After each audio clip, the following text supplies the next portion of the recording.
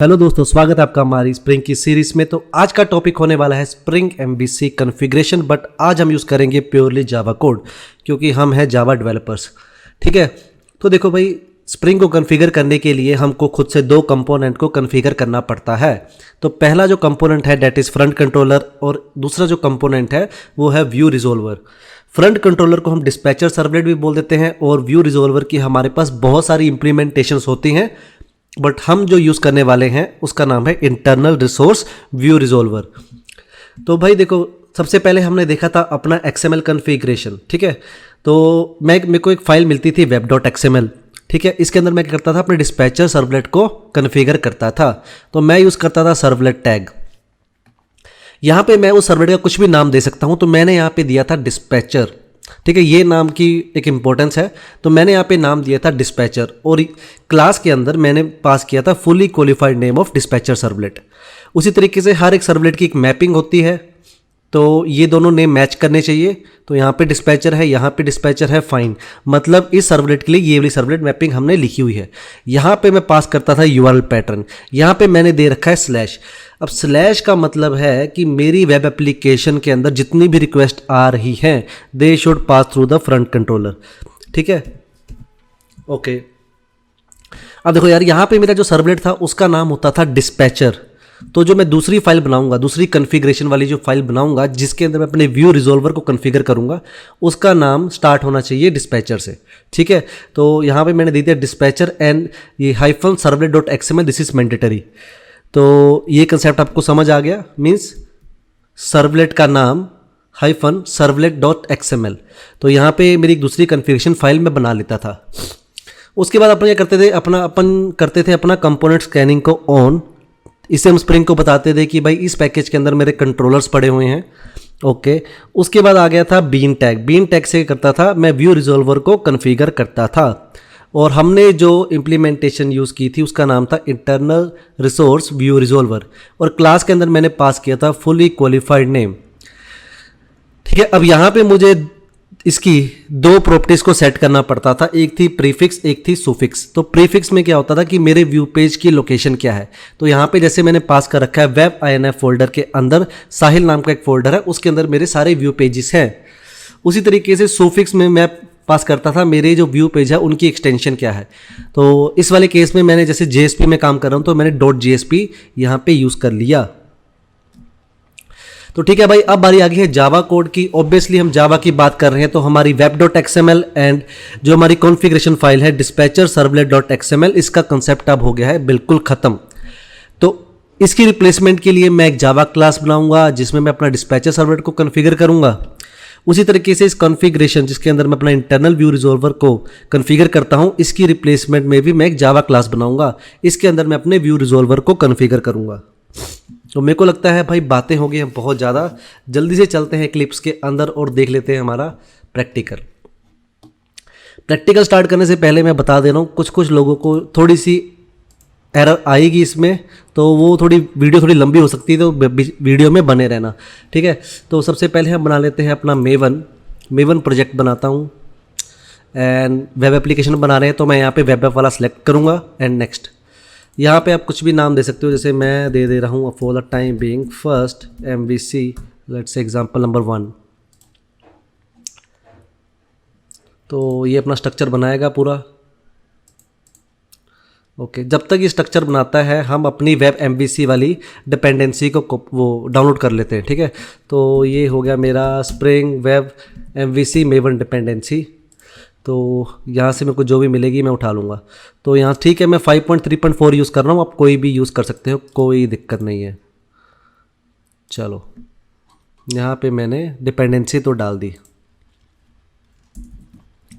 इसको थोड़ा सा बड़ा कर लेते हैं। चलो, तो मैंने यहाँ पे अपनी डिपेंडेंसी डाल दी स्प्रिंग वेब MVC वाली। ठीक है, एंड अब देखो दूसरा हमको देखने को मिलता था यहाँ पे एरर index.php के अंदर। ये इसलिए मिल रहा था क्योंकि हमारे पास अभी टॉमकैट यहाँ पे कॉन्फ़िगर नहीं है। ठीक है, तो मैं आ जाता हूँ बिल्ड पाथ के अंदर, कॉन्फ़िग एंड प्रोजेक्ट फैक्ट्स के अंदर। मैं यहाँ पे रन टाइम के अंदर चूज़ कर लेता हूँ अपना टॉमकैट, अप्लाई एंड अप्लाई। तो देखो जैसे ही मैंने अपना टॉमकैट सेलेक्ट किया, ये एरर होगी गायब। अब मेरे पास डिपेंडेंसी भी आ गई है, ठीक है, टॉमकैट सर्वर भी आ गया है। अब देखो यार, web.inf के अंदर हमको मिलती थी web.xml। ऑब्वियसली अब हम जावा वाली कॉन्फ़िगरेशन कर रहे हैं तो मैं इसको कर देता हूँ डिलीट। तो देखो जैसे ही मैं इसको डिलीट करता हूँ, ठीक है, देखना भी, तो यहाँ पे भाई एक एरर आ गई। तो एरर कह रहा है भाई web.xml is missing and fail on missing web XML is set to true. इसका मतलब ये है कि जो आपका मेवन है बाय डिफ़ॉल्ट वो आपकी web.xml को सर्च कर रहा है और उसको web.xml नहीं मिल रही। अब हमको अपने मेवन को बताना है कि भाई साहब हम अब जावा कोड यूज़ करने वाले हैं, तो आप वेब XML को अब मत ढूंढो, ठीक है। तो देखो सिंपल क्या करना है ना, आपको ये वाला जो लाइन आ रहा है यहाँ पे राइट क्लिक करके इसको कॉपी कर लो और एक बार इसको कर लेते हैं हम यहाँ पे सर्च। एक्चुअली हमको यहाँ पे एक मेवन का प्लगइन उठाना होता है, ठीक है। तो भाई यहाँ पे बहुत सारे लिंक्स ओपन होंगे, आप देख लेना, हर एक लिंक को कॉपी करके मतलब ओपन करके आप देख लेना। तो जहाँ पे भी आपको मेवन का प्लगइन दिख जाता है, हाँ तो ठीक है, ये नहीं, ओके दिस इज़ 2.4। हमको ये भी अब चाहिए, भी चल जाएगा वैसे 2.4, बट मैं अभी 3 वाला सर्च कर रहा हूँ। तो जहाँ पे मेरे को 3 वाला मिलेगा तो मैं उसको यूज़ कर लूँगा। ओके तो ये मिल गया 3.2 ठीक है। तो बिल्ड के अंदर से मैं ये सारा कॉपी कर लूँगा प्लगइन्स, एंड मैं से कॉपी करता हूँ और इक्लिप्स के अंदर आके, ठीक है। देखो जैसे ही मेरा बिल्ड वाला टैग मेरे पास ऑलरेडी है, मैं इसके अंदर ये वाला प्लगइन मैं पेश कर देता हूँ, ठीक है। तो मैंने क्या किया, मेवन वार प्लगइन यहाँ पे पेश कर दिया। ये क्या करता है, ये सिंपल मेवन को बताना है, ठीक है, कि we are going to use Java configuration. हम यहाँ पे जावा कॉन्फ़िग यूज़ करेंगे। सो XML web.xml को तुम सर्च मत करो। तो देखो जब भाई जैसे ही मैंने यहाँ पे ये पेश किया, मेरा यहाँ पे ये एरर हो गया गायब। एक बार मैं करता हूँ अपने मेवन पे आकर इस प्रोजेक्ट को कर देता हूँ अपडेट। अब देखो भाई मैं जैसे इसको मैं अपडेट कर रहा हूँ, ठीक है, यहाँ पे देखना भी 2 एरर मेरे को और दिख जाएंगे। यहाँ पे मेरे को दिख गए हैं 2 एरर और, ठीक है। जिन लोगों को यहाँ पे एरर नहीं दिखे हैं, वेल एंड गुड, आप थोड़ी वीडियो को थोड़ी आगे स्किप कर सकते हो और जहाँ से हमने अपना कंट्रोलर बनाने स्टार्ट किए हैं वहाँ से आप कंटिन्यू कर सकते हो, ठीक है। बट अब जिन लोगों को भाई ये एरर आ गया है, मैं सच्ची कह रहा हूँ, इसको डिबग करने के लिए बहुत ज़्यादा आपको टाइम लगेगा। देखो यार, सीखना है तो खुद से यहाँ से कॉपी करो, डिस्क्रिप्शन में आके यहाँ पे डायरेक्टली पेस्ट करो और हिट एंड रन करो, ठीक है, कौन सा चलता है। मुझे पता है कि भाई इसका आंसर क्या है। तो देखो जब हमने यहाँ पे क्या होता है ना भाई, ये एरर पहली बात है आ क्यों रहा है, ठीक है। देखो यार ये बोल रहा है कि 4.0 वाला वेब मॉड्यूल को मैं चेंज नहीं कर पा रहा हूँ वर्जन। एक्चुअली ये सिंपल आपका जावा वर्जन के कारण हो रहा है, ठीक है। जब हम बाय डिफ़ॉल्ट हम मेवन का प्रोजेक्ट बनाते हैं तो यार मुझे नहीं पता ये क्यों ये 1.5 वाला वर्जन उठाता है, इसको 1.8 वाला उठाना चाहिए, ठीक है। अभी क्या है, मुझे यहाँ पे मेवन को बताना है कि भाई कि तो 1.5 नहीं तो जावा 8 वाला वर्जन को उठा, यूज़ कर। तो उसके लिए मैं क्या कर सकता हूँ, एक और प्लगइन यूज़ कर सकता हूँ। तो प्लगइन का नाम है मेवन कंपाइलर प्लगइन। तो मेवन कंपाइलर प्लगइन जावा 8, एक बार इसको सर्च कर लेते हैं, जौन सा मुझे प्लगइन मिल जाएगा। ओके तो देखो यार यहाँ पे मुझे मिल गया। तो ये मैं प्लगइन के अंदर से लेके यहाँ तक कॉपी कर रहा हूँ। तो ये क्या है, मेरा जावा मेवन कंपाइलर प्लगइन है, वर्जन 3.8.1 है। ये बोल रहा है कि जो जावा वाला वर्जन है वो 8 वाला आप यूज़ कर लो। एक बार इसे मैं कॉपी करता हूँ एंड यहाँ पे कर देता हूँ पेस्ट, ठीक है। देखो जैसे ही मैं इसको पेस्ट कर रहा हूँ, मैं एक बार फिर से अपने प्रोजेक्ट को यहाँ पे कर देता हूँ मेवन के अंदर आकर अपडेट। जैसे ही मैं इसको अपडेट कर रहा हूँ, यहाँ पे अभी भी एरर ये दिख रहा है क्योंकि हमारा वर्जन, देखो वर्जन चेंज हो गया। पहले यहाँ पे 1.5 था, 1.8 आ गया, ठीक है। बट अभी क्या हमारा जो वेब मॉड्यूल है उसको 4.0 पे हमको चेंज करना है। तो वो कैसे करना है, आप आ जाओ अपने प्रोजेक्ट के अंदर एंड बिल्ड पाथ के अंदर, कन्फिगर बिल्ड पाथ के अंदर। अब बोल लो क्या करेंगे, यहाँ पे जाएंगे प्रोजेक्ट फैक्ट्स के अंदर एंड यहाँ पे ट्राई करेंगे चेंज करने का 4.0। जैसे हम यहाँ पे चेंज करोगे वो बोलता है can not change version two 4.0। वो कह रहा है हमको जावा 1.8 और उसके ऊपर वाला वर्जन चाहिए। बट ये वाली हमारी जो कॉन्फ़िगरेशन है ये ऑलरेडी सेट है, बट फिर भी हम चेंज नहीं कर पा रहे। तो अब इसको करने के लिए हमको भाई करना पड़ेगा, थोड़ा फोर्स करना पड़ेगा मेवन को। तो कैसे करेंगे, मैं फिर से आता हूँ बिल्ड पाथ के अंदर, कन्फिगर बिल्ड पाथ। ये जो पहला वाला दिख रहा है रिसोर्स, मैं इस पर क्लिक करूँगा एंड यहाँ पे मेरे प्रोजेक्ट की लोकेशन मेरे को दिख जाएगी।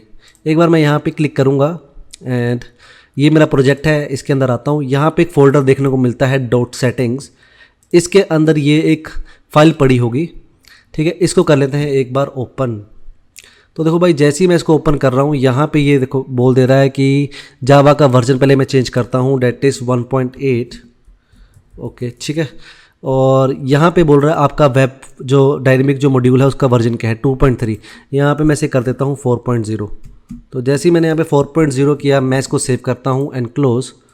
ठीक है। ओके यहाँ पे मैंने कर दिया अप्लाई एंड अप्लाई। ठीक है। एक बार आते हैं यहाँ पे एंड कर देते हैं अपने मेवन प्रोजेक्ट को अपडेट। तो जैसे ही मैंने यहाँ पे इस टाइम इसको अपडेट किया मेरे दोनों एरर्स हो गई गायब। ठीक है। तो भाई यही फंडा है आपका। चलो अब जल्दी से देख लेते हैं हमारा प्रोजेक्ट। हमारे पास यहाँ पे स्प्रिंग वेब की डिपेंडेंसी हम डाल चुके हैं। तो ऑब्वियसली हमारी मेवन वाली सारी dependencies core and context and spring expression वाली जितनी भी जार्स हमको चाहिए थी वो यहाँ पे आ चुकी हैं। तो जल्दी से आ जाते हैं। यहाँ पे मुझे कोर सोर्स फोल्डर चाहिए जिसके अंदर अपनी जावा की फाइल्स रखूँगा। तो आ जाते हैं कन्फिगर बिल्ड पाथ के अंदर एंड ये सिलेक्ट ऑल कर लेते हैं। यहाँ पे ये सारी मिसिंग्स थी, अप्लाई एंड क्लोज। टेस्ट वाली मेरे को नहीं चाहिए, it is for testing. Okay done. देखो अब यहाँ इसके अंदर पहले मैं बना लेता हूँ अपनी कॉन्फ़िगरेशन फाइल्स। सो मैं एक इसके अंदर पैकेज बनाने वाला हूँ। तो पैकेज नेम इज़ com.controller। इस पैकेज के अंदर अपने कंट्रोलर्स रखूँगा और एक मैं पैकेज और बनाऊँगा यहाँ पे। तो com.config रख लेते हैं। इसके अंदर मैं सारी कॉन्फ़िगरेशन वाली फाइल रखूँगा। ओके तो सबसे पहले देखो यार मुझे यहाँ पे क्या करना है, पहले एक डिस्पैचर सर्वलेट को कॉन्फ़िगर करना है। तो मैं यहाँ पे क्लास बना रहा हूँ। सो लेट्स से माई कुछ भी आप नाम रखो कोई दिक्कत नहीं है, ऑन डिस्पैचर सर्वलेट मैंने ये नाम रखा यहाँ पे एंड सेव। ठीक है। अब मुझे अपना डिस्पैचर सर्वलेट बनाना है तो my class will extend. Okay annotation. Okay abstract ABSTRACT abstract annotation config dispatcher servlet initializer. तो यार ये क्लास का नाम काफ़ी बड़ा है तो सेकंड इसको हम बड़ा कर लेते हैं स्क्रीन को।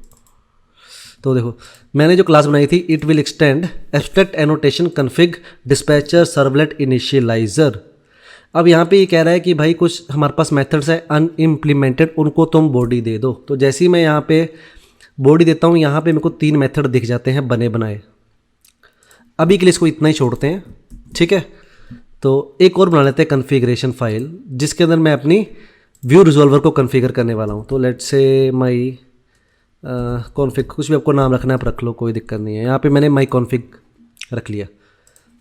चलो सबसे पहले मैं करता हूँ यहाँ पे अपनी कंपोनेंट स्कैनिंग को ऑन कर देता हूँ। तो मैंने अपनी कंपोनेंट स्कैनिंग को ऑन किया यहाँ पे एंड मैं अपना बेस पैकेज का नाम देता हूँ। तो मैं यहाँ पे नाम दूंगा कॉम। ठीक है। मैं com.controller भी दे सकता था बट मैंने com इसलिए दिया ताकि देखो यार मेरी जो पैकेज है इन सब का पेरेंट पैकेज है com। अगर मैं यहाँ पे com दे रहा हूँ रिकर्सिवली ये इसके जितने भी नीचे पैकेज होंगे उनको स्कैन कर लेगा। अब मुझे स्प्रिंग को बताना है कि भाई ये वाली जो मेरी क्लास है इट इज़ कॉन्फ़िगरेशन फाइल। तो @कॉन्फ़िगरेशन मेरे को यहाँ पे एनोटेशन यूज़ करना पड़ेगा। ठीक है। तो भाई जिनको इसका यूज़ नहीं पता है आई थिंक लेक्चर नंबर 18 जिसमें हमने बताया है जावा कोड के साथ स्प्रिंग कोड को कैसे कन्फिगर करना है वो ये वाला लेक्चर देख सकता है। अब यहाँ पे मैं अपनी बीन को कन्फिगर करूँगा। तो बीन कौन कौन सी है मेरी, वी है व्यू रिजॉल्वर को, इन शॉर्ट मैं अपने व्यू रिजॉल्वर को यहाँ पे कॉन्फ़िगर करूँगा। तो ठीक है भाई हमने लेक्चर नंबर 18 में देखा था कि कैसे हम अपनी बीन को कॉन्फ़िगर कर सकते हैं यूजिंग @bean एनोटेशन। तो ये है public return type will be view resolver. Okay and name आप कुछ भी दे सकते हो। तो मैंने यहाँ पे रिजॉल्वर वाला नाम दे दिया, डन। यहाँ पे मैं करता हूँ जल्दी से अपना ऑब्जेक्ट बना लेता हूँ इंटरनल रिसोर्स व्यू रिजॉल्वर का। ठीक है। तो ओके यहाँ पे मैंने बना दिया इसका ऑब्जेक्ट। अब इसके अंदर हम यहाँ पे इसको कर देंगे रिटर्न। ठीक है। इसको मैं यहाँ पे कर दे रहा हूँ रिटर्न, डन। तो देखो अब मुझे पता है ये मेरी बीन है तो मेरे को यहाँ पे @bean एनोटेशन लगाना है ताकि स्प्रिंग हमको इसकी बीन बनाकर दे दे। इवन मैं यहाँ पे अपनी आईडी भी पास कर सकता हूँ। आईडी मैं इसी को दे देता हूँ। ठीक है। नहीं दोगे आईडी तो बाय डिफ़ॉल्ट हमारी आईडी बनेगी रिजॉल्वर नाम से। ओके यहाँ पे इंपोर्ट फिक्स कर लेते हैं इसके। अब इंटरनल व्यू रिजॉल्वर को हमको दो प्रॉपर्टीज हमको सेट करनी पड़ती थी, पहली प्रीफिक्स, दूसरी सुफिक्स। तो आ जाते हैं सेट प्रीफिक्स, ठीक है, सेट प्रीफिक्स। तो प्रीफिक्स में हम पास करते थे अपना व्यू फोल्डर की लोकेशन। तो मैं बोल दूंगा भाई वेब INF के अंदर एक मेरा फोल्डर होगा साहिल नाम का, उसके अंदर मेरे व्यू पेजेस होंगे, ठीक है। उसी तरीके से एक सुफिक्स इंटरनल व्यू रिजॉल्वर के अंदर सेट सुफिक्स, एंड यहाँ पे मैं पास कर दूंगा अपने फाइल्स की extension, so they are .jsp। तो भाई यहाँ पे मेरी जो बीन है वो कॉन्फ़िगर हो गई हैं। हमने स्प्रिंग को बता दिया है कि भाई दिस इज़ कॉन्फ़िगरेशन वाली file and component scanning on है। यहाँ पे यार मैं एक और एनोटेशन अभी यूज़ कर रहा हूँ, that is enable web MVC। इसका आपको यूज़ मैं बता देता हूँ क्या है। ये बेसिकली यूज़ होती है आपकी कन्वर्जन्स, ठीक है, कन्वर्जन्स और फॉर्मेटिंग एंड वैलिडेशन। जब हम वैलिडेशन करेंगे स्प्रिंग MVC में तब ये एनोटेशन यूज़ होगी। तो इस वाले एनोटेशन का ये यूज़ है, ठीक है। तो ठीक है, ये आने वाली वीडियो में आपको समझ आ जाएगा, but for the time being आप इसको रट लो, इनेबल वेब MVC। तो यहाँ पे ये मेरी कॉन्फ़िगर हो गई। अब चलते हैं फिर से अपने डिस्पैचर सर्वलेट के अंदर। तो भाई ये देखो यार, यहाँ पे तीन चीज़ें मांग रहा है। पहला मांग रहा है गेट सर्वलेट मैपिंग, ठीक है। मैपिंग में बता देता हूँ। देखो जब हम यहाँ पे web.xml की जब हम बात कर रहे थे तो वहाँ पे भी हम मैपिंग बताते थे अपने डिस्पैचर सर्वलेट की। मैं वहाँ पे स्लैश पास करता था, ठीक है, कि जितनी मेरी रिक्वेस्ट होगी they should pass to dispatcher servlet. Obviously मुझे यहाँ पे भी कुछ इस तरीके का ही करना है। तो देखो ये एक्सेप्ट आपका रिटर्न क्या मांग रहा है, एक स्ट्रिंग एरे मांग रहा है। तो ठीक है, न्यू स्ट्रिंग एंड एरे बना लेते हैं, यहाँ पे रिटर्न करते हैं। एंड यहाँ पे मैं पास कर दूंगा स्लैश, कि जितनी भी मेरी रिक्वेस्ट है वो हमारे इस वाले डिस्पैचर सर्वलेट से पास ऑन हो। ओके, दूसरा कह रहा है कि भाई गेट सर्वलेट कॉन्फ़िग क्लास, कि आपने अपने कॉन्फ़िगरेशन वाली क्लास का नाम क्या है, कहाँ पे सेट किए, ठीक है। तो देखो यार, इसका रिटर्न टाइप है क्लास वाला एरे। तो ठीक है, एक क्लास वाला एरे रिटर्न करते हैं यहाँ पे। Okay and go. अब यहाँ पे मुझे पास करना है अपनी कॉन्फ़िगरेशन वाली क्लास का नाम। तो इसका नाम क्या है, माई कॉन्फ़िग, ठीक है। इसे कॉपी कर लेते हैं। अब फुली क्वालिफाइड नेम भी पास कर सकते हो। तो मैंने यहाँ पे अपने क्लास का नेम डाला .क्लास। इंपोर्ट्स मांगेगा, ओके ऑलरेडी इंपोर्ट हो गया, ठीक है, सेम पैकेज के अंदर है तो ज़रूरत नहीं है। तो माई कॉन्फ़िग .क्लास मैंने यहाँ पे अपनी रख दी। तो मेरा डिस्पैचर सर्वलेट भी कॉन्फ़िगर हो गया है और मेरा जो view resolver, sorry, dispatcher servlet and view resolver भी मैं कॉन्फ़िगर कर चुका हूँ। तो जल्दी से बना लेते हैं हमारा फर्स्ट कंट्रोलर। तो मैं आता हूँ यहाँ पे क्लास। सो ये है मेरा first controller. Okay and finish. मुझे स्प्रिंग को बताना ये है कंट्रोलर, तो @कंट्रोलर एनोटेशंस मैं यहाँ पे यूज़ करता हूँ। यहाँ पे मैं बना लूँगा कोई भी एक फंक्शन पब्लिक, उसका रिटर्न टाइप होगा स्ट्रिंग, क्योंकि मैं पास करने वाला हूँ व्यू नेम। तो कुछ भी नाम दे दो अभी के लिए, बाद में हम मीनिंगफुल नेम यूज़ करेंगे। एंड यहाँ पे मैं रिटर्न करूँगा अपने व्यू पेज का नाम। तो लेट्स से मेरे व्यू पेज का नाम है साहिल। ओके, मैंने बोला था आपको एक्सटेंशन देने की ज़रूरत नहीं है, क्योंकि ऑलरेडी स्प्रिंग क्या करेगा, web.inf फोल्डर के अंदर साहिल नाम का एक फोल्डर उसको सर्च करेगा। And this is my view page name Sahil, and हमने सुफिक्स में सेट कर रखा था JSP। तो इस चीज़ को सर्च करेगा ये, ठीक है, हमने यहाँ पे डिफाइन कर रखा है इस फोल्डर के अंदर, और उसकी एक्सटेंशन है JSP। तो ये लाइन कुछ इस तरीके से बन जाएगी आपकी। ओके, तो ठीक है, यहाँ पे मैं लगा दूंगा अपनी रिक्वेस्ट मैपिंग, कि भाई जब मैं ये वाला URL हिट करूँगा तो ये वाला फंक्शन चलना चाहिए। तो ठीक है, इसका कुछ भी आप नाम दे सकते हो। फॉर द टाइम मैं XYZ दे रहा हूँ, अब कुछ भी दे सकते हो, कोई दिक्कत नहीं है। अब जल्दी से आते हैं अपने वेब INF फोल्डर के अंदर और बना लेते हैं हमारा पहला view page. Web INF folder के अंदर मुझे एक और फोल्डर चाहिए। तो फोल्डर का नाम क्या है, फोल्डर का नाम है साहिल, S कैपिटल है, ये थोड़ा ध्यान रखना सा, S कैपिटल है जो हमने यहाँ पे डिफाइन कर रखा है वेब INF के अंदर साहिल नाम का फोल्डर। तो ठीक है, यहाँ पे आ गया फोल्डर। इसके अंदर मैं बना लेता हूँ अपनी पहली JSP फाइल, उसका नाम भी मैंने यहाँ पे रखा हुआ है, कहता है रिटर्न टाइप में मैं साहिल पास कर रहा हूँ, तो साहिल.jsp बना लूँगा। तो साहिल.jsp मैं यहाँ पे बना चुका हूँ, ठीक है। इसको कॉपी कर लेते हैं इसी के अंदर। एंड यहाँ आपको प्रिंट कर देता हूँ मैं, लेट्स से हेलो। हैंग क्यों कर गया भाई? Okay, so Sahil and dot dot dot dot, कुछ भी आपको जो लिखना है आप वो लिख सकते हो, ठीक है, साहिल.jsp। अब इस प्रोग्राम को हम एक बार करते हैं रन ऑन सर्वर, क्योंकि सब कॉन्फ़िगरेशंस हो गई हैं। टॉमकैट 9 में मैं इसको ऑलवेज यूज़ दिस, एक बार इसको मैं यहाँ पे रन कर लूँगा। अगर कुछ एरर नहीं आया तो उसका मतलब हमारी सारी कॉन्फ़िगरेशन सही है, ठीक है। ये रन हो रहा है, थोड़ा टाइम लेगा। ओके ओके ओके ओके, ठीक है, ये चल गया। आ जाते हैं अपने ब्राउज़र पे। सबसे पहले लिखेंगे लोकल होस्ट, टॉमकैट का पोर्ट नंबर 8080, एंड उसके बाद हमारी वेब एप्लीकेशन का नाम क्या है, first MVC1। So first MVC1, और उसके बाद मेरा रिक्वेस्ट मैपिंग कौन सी है, कंट्रोलर फोल्डर के कंट्रोलर के अंदर /XYZ। अगर हाँ ओके, तो इसने प्रिंट कर दिया साहिल, हेलो साहिल, ठीक है, मतलब ये व्यू पेज इसने रन कर दिया। तो उसका मतलब हमारी सब कॉन्फ़िगरेशन सही की है हमने जावा वाली। तो ठीक है दोस्तों, मिलते हैं अगली वीडियो पे। मुझे लगता है आपको ये वीडियो पसंद आई होगी। ठीक है, बाय बाय।